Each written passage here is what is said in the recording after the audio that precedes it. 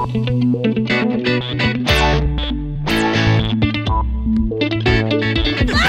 ka! Bitawan niyo ako!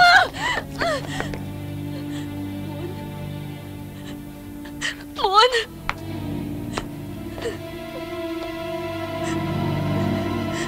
Kung gusto niyo tumakas, pwede kayong dumaan sa bintana. Pwede rin kayong dumaan sa hagdan. Pero naghihintay lang kami sa baba.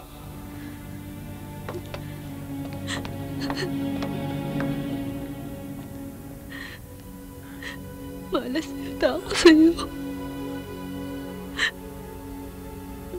Huwag mong sabihin yan.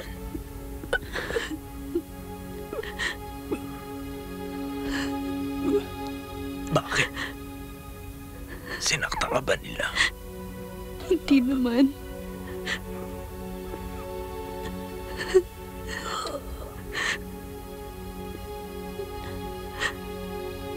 Si Lisa.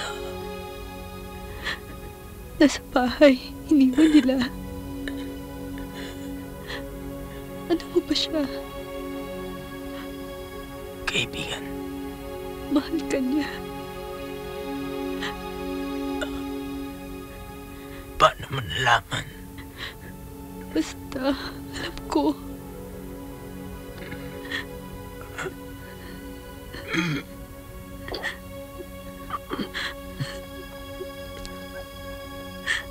Galit ka ba? Hindi. Sanay na naman ako sa ganyan eh. Hanggang sa huli pala.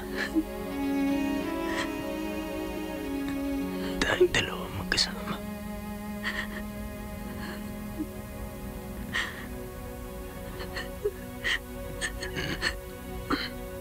Hindi ko alam kung bakit pumayag kang tulungan ng babaeng yan.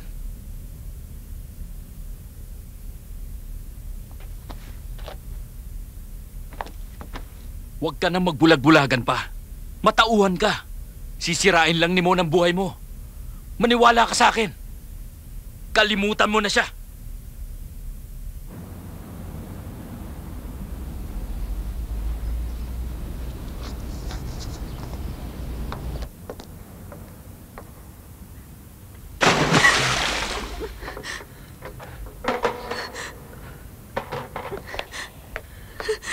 Lea, bisan! Tayo! Bitawan niyo Tama ka sa amin! Tayo na! Bitawan niyo ako! Mon, tulungan mo ako!